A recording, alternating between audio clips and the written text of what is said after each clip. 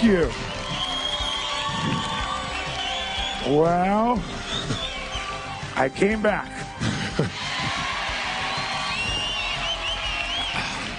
I missed you. What can I say?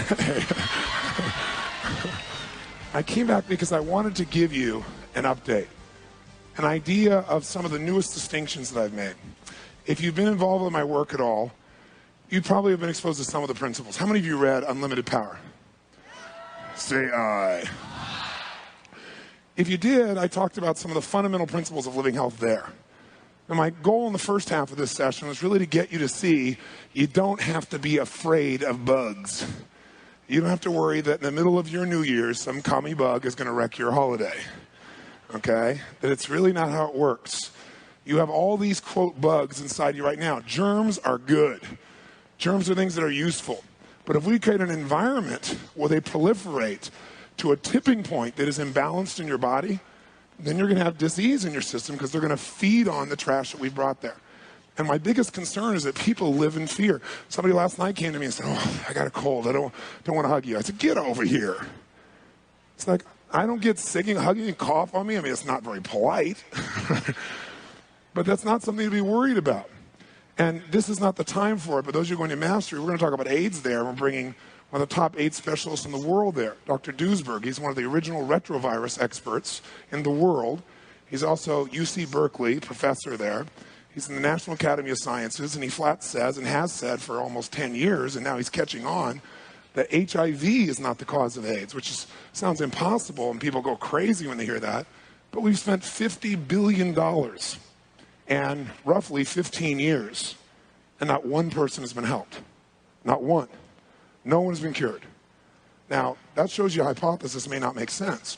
Now, Montagnier from the Pasteur Institute, who actually discovered the virus, it's a man named Gallo here in this country, took credit for it, and finally was sued 10 years later for scientific misconduct. But he's the guy we all hear HIV came from.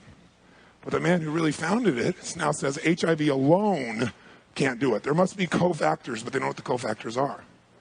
Cofactors are lifestyle, right? You are it. If we take care of our inner environment, if the inner environment is clean and vital and alive, we're going to have the energy we deserve, and we're not going to break down.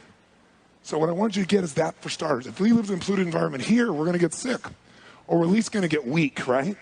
Or if we're a really polluted environment, people mutate. Creatures mutate. Same thing is true inside of you. So what I thought maybe we do is show you a little bit of how we get to pollute our environment. And the way we get our environment polluted is we get out of balance. And you all know that. What happens during the holidays? If you weren't out of balance before, now you're totally out of balance. How many can relate to this? Say aye. And that balance is not just the balance that comes from, eating too much. It's all of the stresses we create inside of ourselves which innervate us. But they also do something else that I didn't understand at the level of science before. I understood it anecdotally. But science is now showing us some pretty extraordinary things that can help us to know precisely where we break down. Now, to give you an example, if you're looking for your life and trying to say, why would I get out of balance? What affects it? Think of what your body is. Your body is really this unique system that's working on basically electricity. It's electrical currents tied with magnetism. So think of it as electromagnetism that's actually running you. All the nerves of your body send signals through electricity. There are electrical signals, pulses of electricity. All the cells, all the organs of your body, when they're alive, to be healthy, you got to have healthy what? Come on. Cells. To have healthy cells, they got to be totally energetic. To be totally energetic, they have to have electrical power. What makes that electrical power happen is what we have is a delicate balance in our biochemistry. Chemistry makes the environment possible for electricity to be there. So you have a delicate balance there. Anything that's going to mess up that electrical balance is going to mess up your cells, is going to mess up your organs, is going to mess up your life.